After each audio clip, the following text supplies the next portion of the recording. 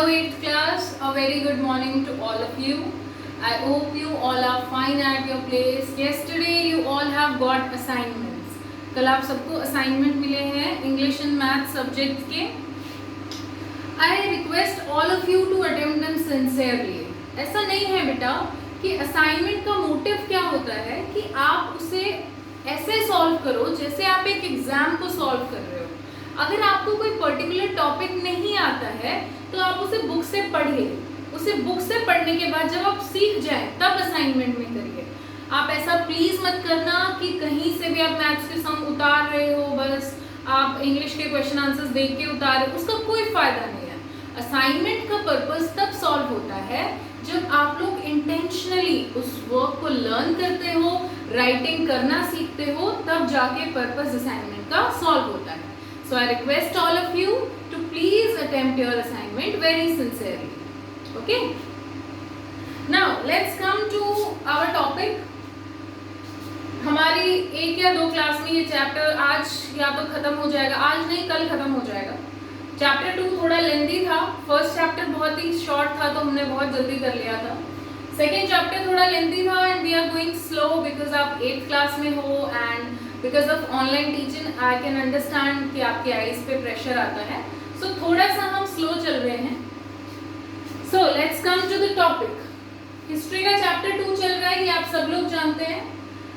हम लोग आज जो टॉपिक स्टार्ट करेंगे वो स्टार्ट होगा डॉक्ट्रिन ऑफ लैप्स से. कहाँ से वो टॉपिक स्टार्ट होगा? Doctrine of lapse. So please read these 2 lines.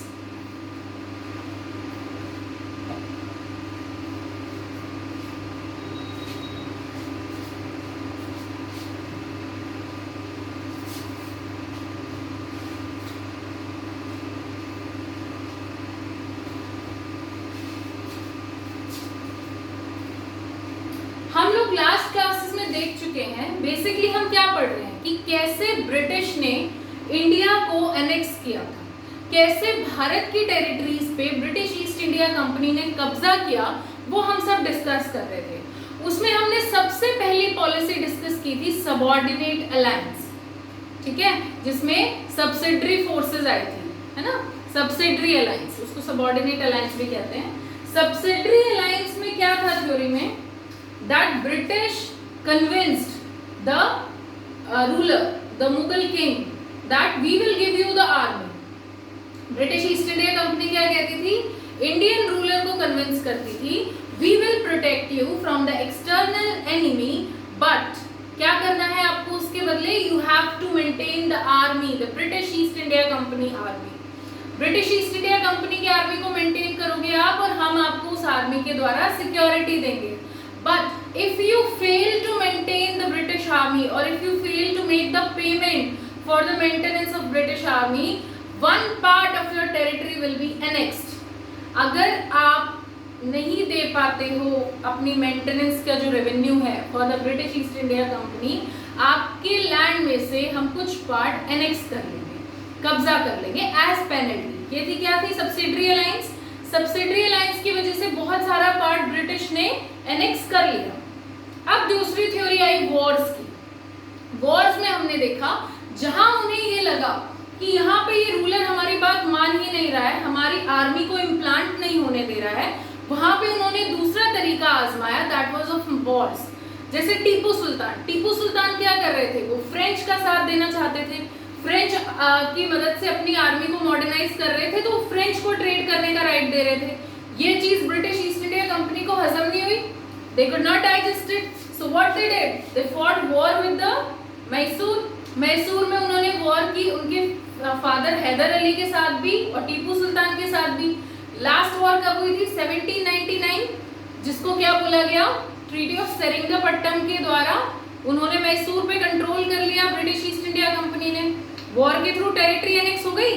दूसरी, मराठास को उन्होंने क्रश कर दिया 1817 से 1819 में. बिल्कुल पहले मराठास इतने स्ट्रांग हुआ करते थे कि वो खुद को पूरा भारत चलाने के काबिल समझते थे और वो थे. दे वर वेरी स्ट्रांग रूलर्स. उनमें पेशवा उनके हेड होते थे, ये हमने डिस्कस किया है.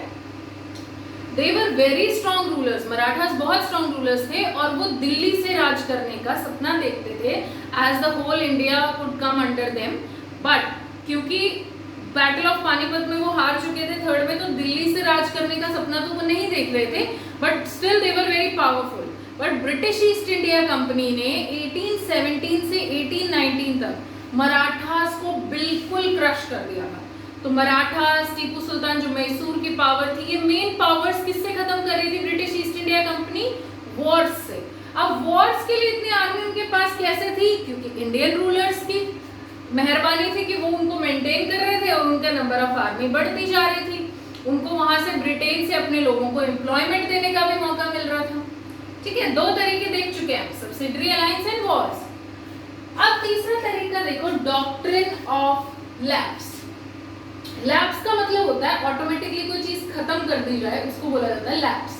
जैसे द टाइम लैप्सेस, टाइम खत्म। डॉक्ट्रिन का मतलब होता है एक लॉ। डॉक्ट्रिन ऑफ लैप्स क्या था? ये लॉर्ड डलहौजी के अंडर स्टार्ट हुआ था। Doctrine of lapse Lord Dalhousie के अंदर स्टार्ट हुआ था। ये उस टाइम के गवर्नर जनरल थे, कब के? 1848 से लेके 1856 तक थे। तो अगर आपसे यहाँ से एमसीक्यू क्वेश्चन पूछा जाए that the doctrine of lapse was introduced under which governor general, कौन से गवर्नर जनरल उस टाइम पे थे जब डॉक्ट्रिन ऑफ लैप्स को इंट्रोड्यूस किया गया? The right answer is Lord Dalhousie. ठीक है, फर्स्ट गवर्नर जनरल कौन थे? Warren Hastings. अब लॉर्ड डलहौजी के अंडर ये पॉलिसी आई। इस पॉलिसी में क्या था, ध्यान से सुनिए। उन्होंने बोला कि if a king dies without a male heir to the kingdom, heir जो है ना वहां पे लिखा हुआ है HEIR, वो उसका मतलब होता है वारिस। अगर किसी राजा की डेथ हो जाती है जिनका कोई बेटा नहीं है, वारिस नहीं है, तो वो territory automatically British East India company के अंडर आ जाएगी। वो टेरिटरी अपने आप खत्म होके किसमें जुड़ जाएगी? ब्रिटिश ईस्ट इंडिया कंपनी के टेरिटरी में, ब्रिटिश इंडिया में। समझे आप इस बात को? जैसे मैं रूलर हूं, अगर मेरा बेटा है तो वो रूल कर रहा है, ठीक है, तब तो ब्रिटिश ईस्ट इंडिया कंपनी दूसरी पॉलिसीज यूज करेंगी for annexing the territory. But if I die in a war and I do not have any male heir, यहाँ बेटी की बात नहीं हो रही है, सिर्फ बेटे की बात हो रही है एज वारिस। अगर उनका खुद का कोई बेटा वारिस नहीं है उस टाइम पे जब उनकी मृत्यु होती है, तो उस पार्ट को ऑटोमेटिकली कहाँ एनेक्स कर लिया जाएगा? ब्रिटिश ईस्ट इंडिया कंपनी के पार्ट। ये थी डॉक्ट्रिन ऑफ लैप्स। अब आपको लगा होगा कि ऐसा नहीं होता होगा, राजा के तो बेटे होते ही होंगे वारिस, ऐसे तो कोई टेरिटरी एनेक्स नहीं होगी, बट ऐसा नहीं है। बाय डॉक्ट्रिन ऑफ लैप्स देखो कितनी टेरिटरीज एनेक्स की गई। सातारा पुणे में है, ये महाराष्ट्र, संबलपुर, उदयपुर, नागपुर, झांसी। झांसी में भी आपने देखा होगा कि he was the child was not the real son, the real heir to the kingdom, इसलिए झांसी को भी एनेक्स कर लिया गया था। जिसके बाद रानी लक्ष्मीबाई ने प्रोटेस्ट किया था, झांसी की रानी ने 1854 में झांसी को एनेक्स किया गया। तो ये सब ईयर्स आपको याद रखने की जरूरत नहीं है, आपको सिर्फ ये याद रखना है कि डॉक्ट्रिन ऑफ लैप्स का जो मेन टाइम पीरियड था वो क्या था, 1848 से 1856। 1856 में अवध को भी उन्होंने एनेक्स कर लिया। इसी थ्योरी से, डॉक्ट्रिन ऑफ लैप्स से अवध का भी एनेक्सेशन कर लिया गया by British East India company. और जब उन्होंने अवध को अपने कब्जे में लिया ना, एक बात और बोल दी उन्होंने, पता है क्या? कि हमें, हमारी ड्यूटी थी ये, हमें ये करना था, क्योंकि इतनी ज्यादा मिस गवर्नमेंट है अवध में, यानी कि जो एडमिनिस्ट्रेशन है यहाँ की, जिस सिस्टम से एक राज्य चलना चाहिए वैसे चलता ही नहीं है, कुछ प्रॉपर ही नहीं है, तो ये हमारी ड्यूटी थी कि हम अवध को एनेक्स करें। ये तर्क रखा गया ब्रिटिश ईस्ट इंडिया कंपनी के द्वारा। तो क्या वहां के जो राज्य के लोग थे वो इस बात को मान गए कि हाँ ब्रिटिश ईस्ट इंडिया कंपनी सही कह रही है, हमें बहुत मिस गवर्नमेंट मिल रही थी, so the British needed to annex our territory? क्या वो इस बात को मान गए थे? नहीं माने थे। ठीक है, ब्रिटिश ईस्ट इंडिया कंपनी ने एनेक्स कर लिया अवध को 1856 में, और ये भी कहा कि आपको बहुत ज्यादा मिस गवर्नमेंट मिल रही थी, जो रूलर थे वो प्रॉपरली आपको एडमिनिस्टर कर ही नहीं पा रहे थे, तो हमारी ड्यूटी थी कि हम बेटर सिविलाइजेशन, बेटर एडमिनिस्ट्रेशन लाएं। But the people of Awadh denied this, उन्हें ये नहीं लगता था, उन्होंने इसलिए एक रिवोल्ट किया था। 1857 में अवध के लोग भी जुड़ गए थे। 1857 का रिवोल्ट बहुत बड़ा रिवोल्ट था इन द इंडियन हिस्ट्री, जो पहला रिवोल्ट था इतना बड़ा जो हमने स्टार्ट किया था अगेंस्ट ब्रिटिश रूल। तो 1857 रिवोल्ट के बारे में यहाँ ज्यादा इसलिए डिस्कस नहीं कर रहे हैं क्योंकि वो आगे अलग से एक चैप्टर है आपके पास 1857 रिवोल्ट, वहां पे उसको अच्छे से डिस्कस कर लेंगे। ठीक है, तो अवध का एनेक्सेशन हो गया। अवध के लोग इससे खुश नहीं थे, they revolted in 1857, but the main time period for doctrine of lapse was 1848 to 1856। Doctrine of lapse came under which governor general? Lord Dalhousie. ठीक है, डॉक्ट्रिन ऑफ लैप्स आपको समझ में आया? Now let's move to the new administration topic. अगला topic आपकी book में है setting up of a new administration. जब तक ब्रिटिश ईस्ट इंडिया कंपनी अपनी टेरिटरीज को एनेक्स कर रही थी तब तक ठीक था। अब बहुत सारा part British East India company के अंडर आ चुका है। अब जब उनके अंडर आ गया है तो वो लोग वहां का कारोबार देखेंगे, कामकाज देखेंगे। Daily activities by which any organisation is governed, जो डेली के हमारे काम होते हैं जिनसे हम किसी भी संस्था को चलाते हैं। जैसे स्कूल का एडमिनिस्ट्रेटिव ब्लॉक क्या करता है? आपकी फीस रिसिप्ट आपको देना, स्कूल में किसी सामान की कमी है उसको इंश्योर करना, आपके अटेंडेंस रजिस्टर्स मेंटेन करना, ये सारा काम किसका है? एडमिनिस्ट्रेटिव ब्लॉक का। तो एडमिनिस्ट्रेशन होता है डेली एक्टिविटीज जिससे कोई भी ऑर्गेनाइजेशन रन की जाती है, संस्था चलाते हैं। तो अब ब्रिटिश ईस्ट इंडिया कंपनी का राज आ गया है इंडिया के बहुत सारे पार्ट पे, तो अब एडमिनिस्ट्रेशन किसे करना पड़ेगा? British East India company. जितना ये एडमिनिस्ट्रेशन सेटअप था, ये मेजर चेंजेस जो थे, ये वॉरेन हेस्टिंग्स के अंडर ही आने शुरू हो गए थे। क्यों?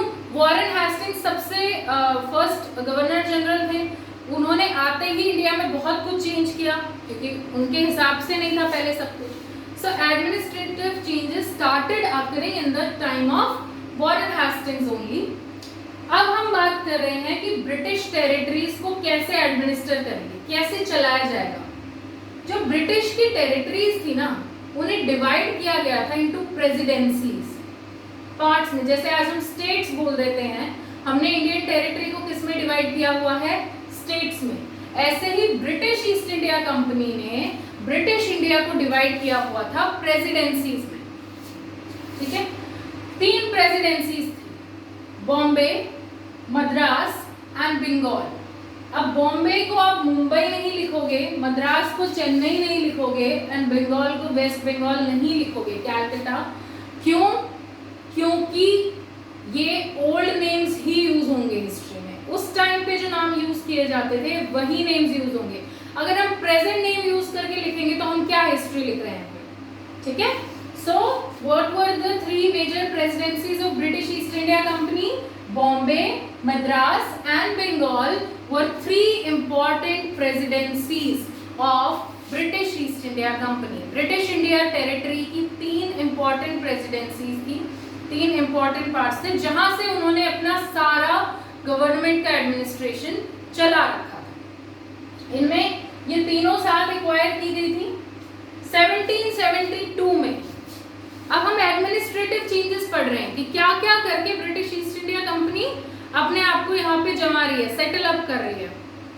1772 में एक न्यू सिस्टम ऑफ जस्टिस निकाला गया। जस्टिस क्या है? न्याय।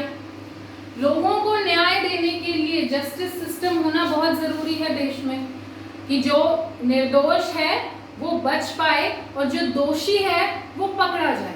दोनों को ही जस्टिस बोला जाता है। इनके लिए एक नया सिस्टम इस्टेब्लिश किया गया। वो सिस्टम कैसे था वो अभी मैं आपको एक्सप्लेन करती हूँ। एक बार बोर्ड पे देख लो, अगर आपको कुछ समझ नहीं आ रहा है तो प्लीज उसे नोटबुक में नोट डाउन कर।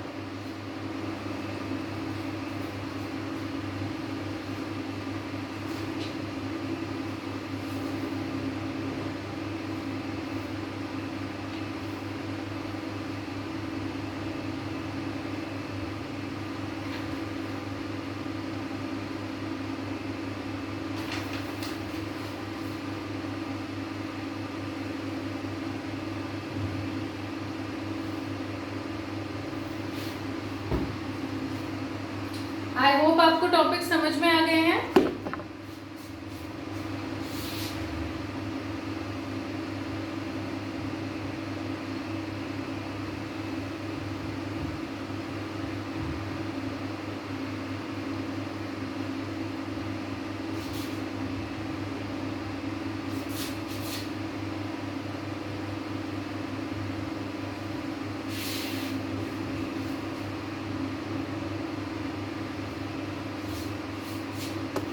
अब आप देखो, न्यू सिस्टम ऑफ जस्टिस समझा रही हूं, ध्यान से समझना।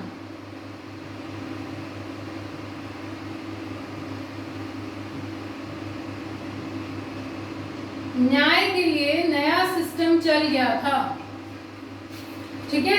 कैसे? जितनी भी डिस्ट्रिक्ट्स होंगी, each district,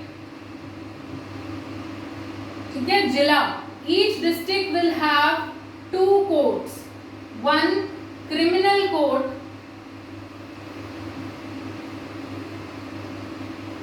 each district will have 2 courts, 1 criminal court, इनको बोला जाता था फौजदारी अदालत।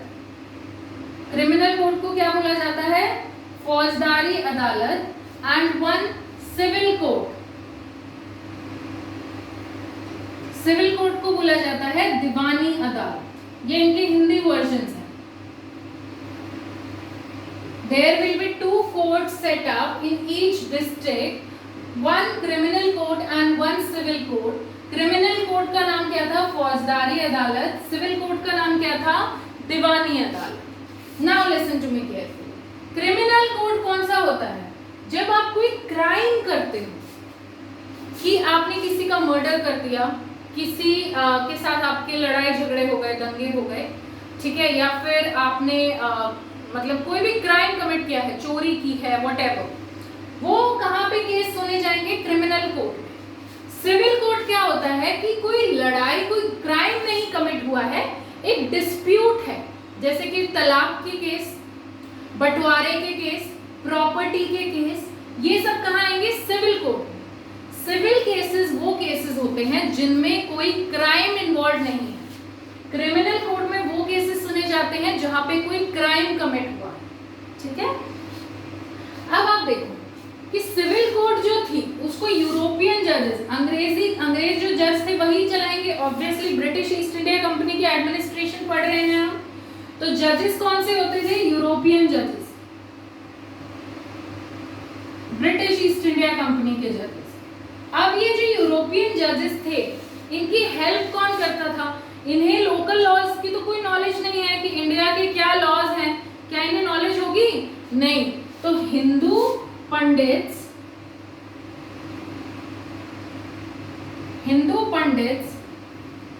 एंड मुस्लिम मौलवीज,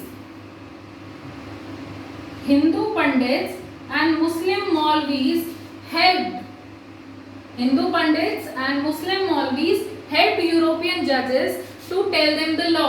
वो उन्हें कानून समझाते थे, इंटरप्रेट करते थे, उनको चेंज करके बताते थे लैंग्वेज में कि इसका ये मतलब है और ऐसे ये केस है, ये हमारा कानून है, आप इस हिसाब से फैसला दे दीजिए। बट फैसला किसके हाथ में होता था? यूरोपियन जजेस के हाथ में, ठीक है। क्रिमिनल कोर्ट में ऐसा नहीं था। क्रिमिनल कोर्ट अभी भी एक काजी और मुफ्ती के अंडर काम करता था। काजी और मुफ्ती क्या होते हैं? काजी होता है जज, मुस्लिम जज। मुफ्ती क्या होता है? एक ऐसा जूरिस्ट, मुस्लिम कम्युनिटी का एक ऐसा जूरिस्ट यानी कि जज, जो कि काजी को बताएगा कि आपको लॉ को कैसे समझना है, कैसे इंटरप्रेट करना है, इस लॉ का यहाँ मतलब है और इस केस में ये वाला लॉ फिट होगा। ये काजी को कौन बताएगा? मुफ्ती। तो सिविल केसेस जो थे वो यूरोपियन जजेस हैंडल कर रहे थे under the interpretation of Hindu pandits and Muslim maulvis. But criminal court जो है, जहाँ पे क्रिमिनल केसेस फॉलो हो रहे हैं, वो किसके अंडर काम कर रहे थे? काजी और मुफ्ती के अंडर। काजी जज को कहा जाता है, मुफ्ती एक ऐसा जूरिस्ट है, आप हाईली एजुकेटेड लॉयर लगा लो या एक जज लगा लो मुस्लिम कम्युनिटी का, जो काजी को डायरेक्शंस देते थे, समझाते थे कि कौन सा लॉ इस कंडीशन में फिट होगा एंड इस लॉ का क्या मतलब है। ये रोल था मुफ्ती का, ठीक है। काजी एंड मुफ्ती समझ में आया। अब ये जो पूरा सिस्टम है ये ब्रिटिश एडमिनिस्ट्रेशन का जस्टिस सिस्टम है, बट स्टिल जो लोकल लॉज होते थे ना उनमें बहुत प्रॉब्लम आती थी। व्हाई? क्योंकि everywhere local laws was based on Dharmashastra. जो शास्त्र लिखे गए हैं, हिंदू के जो लोग थे वो अलग अलग मतलब निकाल लेते थे उस कानून का अपने धर्मशास्त्र के हिसाब से। जैसे हम मान लो ये माने कि काला धागा बांधने से नजर नहीं लगती, ये हमारा एक लोकल लॉ है। जरूरी नहीं है कि हर हिंदू ये बात माने, वो अपने धर्मशास्त्र के हिसाब से उस लॉ को बदल सकता है। तो ऐसे ही क्या हो रहा था उस टाइम पे मेजर प्रॉब्लम कि लोकल लॉज जो थे वो पर्सन धर्मशास्त्र के हिसाब से बदलते जा रहे थे। तो इसलिए 1775 में 11 हिंदू पंडित्स की बैठक बिठाई गई, जिनको बोला गया कि आप हिंदू लॉज के बुक लिख दो, एक कंपाइलेशन दे दो हमें कि ये होते हैं प्रॉपर हिंदू लॉज। ऐसा नहीं होता आज हम कोई जजमेंट दे रहे हैं, आप अपने धर्मशास्त्र के हिसाब से बोलो नहीं हमारे शास्त्र के हिसाब से ये गलत है, ये होना चाहिए था। So you write 11 pandits were given the work of writing all the compilation of Hindu laws. जितने भी हिंदू धर्म के हिसाब के कानून हैं 1775 में 1775 में 11 पंडित को कहा गया कि आप ये कंपाइलेशन हमें दे दीजिए। ठीक है। 1778 में मुस्लिम लॉ भी लिखा गया ऐसे ही। 1778 में मुस्लिम लॉ कंपाइलेशन हुआ था।